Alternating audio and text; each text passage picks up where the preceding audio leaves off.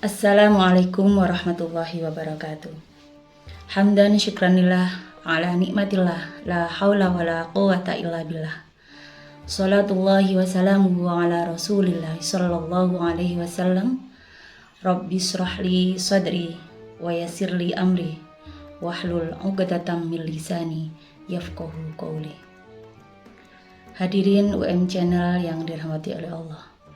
Pada kesempatan kali ini kita akan merenungkan bagaimana puasa mampu menjadi sarana pengendalian diri kita. Istilah pengendalian diri atau disebut sebagai kontrol diri dimaknai sebagai kemampuan untuk menahan hawa nafsu. Tidak hanya menahan hawa nafsu tapi juga bagaimana mengontrol emosi, mengendalikan emosi kita, mengendalikan emosi marah dan bertindak sesuai dengan ajaran agama Islam. Kontrol diri merupakan bagian penting dari takwa yang menjadi tujuan utama ibadah seorang muslim. Lantas bagaimana korelasinya antara kontrol diri dengan ibadah puasa yang sedang kita jalankan di bulan suci Ramadan ini? Yang pertama kita akan bahas bagaimana puasa melatih kesabaran dan ketahanan diri kita. Allah berfirman dalam surat Al-Baqarah ayat 183. A'udzubillahi minasyaitonirrajim. Bismillahirrahmanirrahim. Ya ayyuhalladzina amanu kutiba alaikumusiyam kama kutiba alal ladzina min qablikum la'allakum tattaqun. Yang artinya, wahai orang-orang yang beriman, diwajibkan atas kamu berpuasa sebagaimana diwajibkan atas orang sebelum kamu agar kamu bertakwa. Ayat tersebut menjelaskan tentang perintah untuk berpuasa.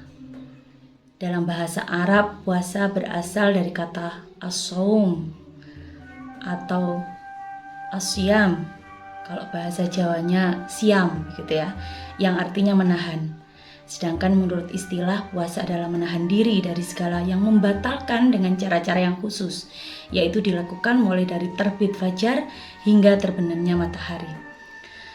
Pada ayat tersebut juga menjelaskan bahwa tujuan utama puasa adalah meningkatkan ketakwaan, sebagaimana yang difirmankan oleh Allah pada ayat tersebut.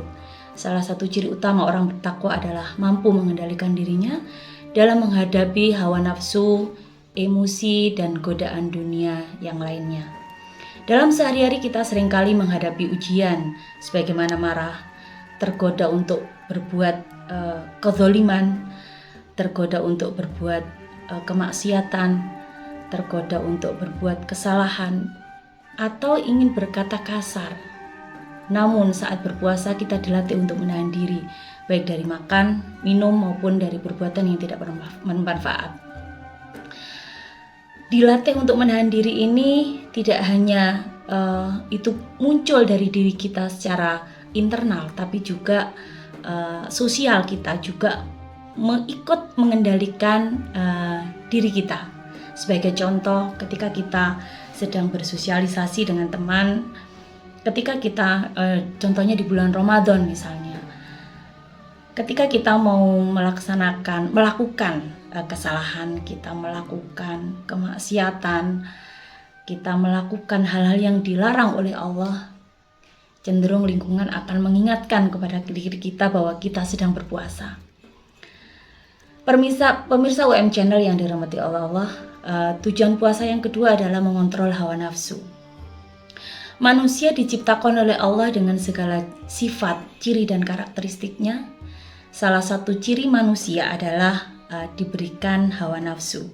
Secara bahasa dapat dipahami bahwa hawa bermakna keinginan, sedangkan nafsu berarti jiwa, yang disimpulkan bahwa hawa nafsu adalah keinginan jiwa untuk melakukan sesuatu sehingga menjadi dorongan atau impuls istilah psikologinya baik maupun buruk. Nafsu sendiri dalam istilah psikologi, dalam ilmu psikologi memiliki dua daya utama. Daya utama yang pertama adalah al-ghadab atau nafsu emosi marah kalau di dalam psikologi. Daya yang berpotensi untuk menghindarkan diri dari segala yang membahayakan apakah itu membahayakan secara fisik maupun membahayakan secara psikologis.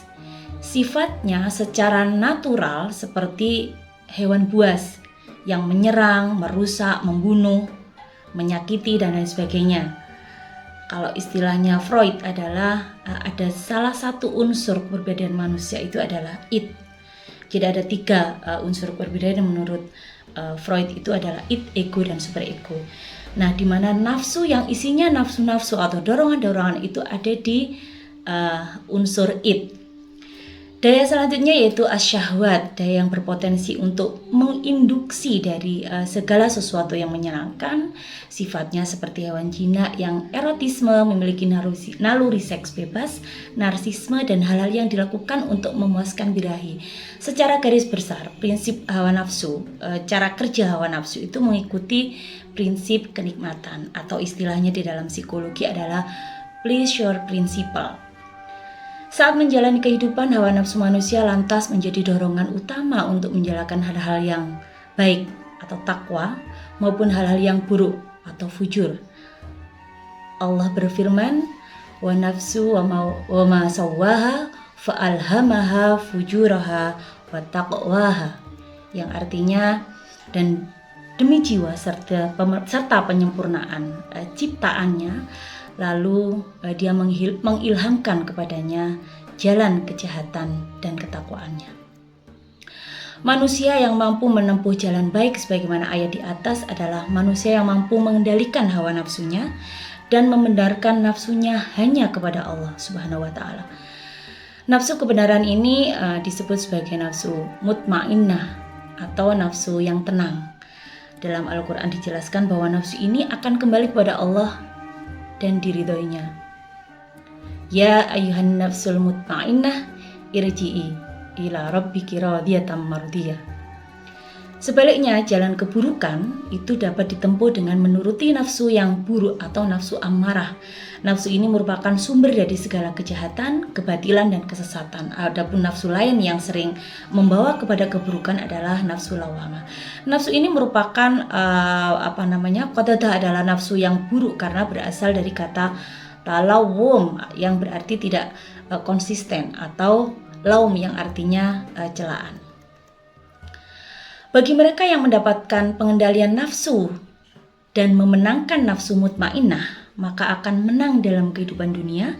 Sementara mereka yang tidak dapat mengendalikan nafsunya serta memenangkan nafsu ammarah dan nafsu lawamah akan terjatuh dalam kejahatan dan keburukan. Saat ini kita sedang menjalankan ibadah puasa Ramadan, merupakan ajang yang tepat dan momentum untuk mengendalikan hawa nafsu. Hadirin pemirsa UM Channel yang dirahmati Allah. Imam Al-Ghazali lebih lanjut menjelaskan dalam Ihya Ulumuddin bahwa salah satu manfaat menahan lapar adalah manfaat mengendalikan nafsu sehingga tidak melakukan kemaksiatan dan terbebas dari nafsu buruk. Sebab makanan adalah bahan bakar bagi hawa nafsu. Saat berpuasa setidaknya salah satu pintu hawa nafsu telah tertutup dan dikendalikan saat berbuka. Saat seorang muslim mampu mengendalikan nafsunya, maka dirinya sanggup untuk menggunakan waktu dan tenaganya hanya untuk melakukan kebaikan. Hebatnya lagi, jika kita sanggup berpuasa 1 bulan lebih, maka sudah terbentuk habit positif dalam diri manusia. Habit itu mengendalikan hawa nafsu dan mengedepankan kebenaran Allah dalam bentuk selama bulan Ramadan. Dalam Journal of Social Psychology dijelaskan bahwa kebiasaan dapat dibentuk dengan membangun kebiasaan antara 18 hari hingga 254 hari. Senada dengan itu, seorang psikolog klinis juga menjelaskan bahwa kebiasaan dapat terbentuk dalam 30 hari, otak akan mulai menyesuaikan habit baru yang dilakukan secara terus-menerus. Jika kita mampu mempertahankan kebiasaan baik ini setelah Ramadan, maka puasa benar-benar telah menjadi sarana pengendalian diri yang efektif dalam kehidupan kita. Semoga kita mampu menjalankan ibadah dengan penuh istiqomah di bulan yang insya Allah penuh barokah ini. Hanya itu yang bisa saya sampaikan. Ihdinas shiratal mustaqim. Wallahul muwaffiq ila aqwamit thoriq. Wassalamualaikum warahmatullahi wabarakatuh.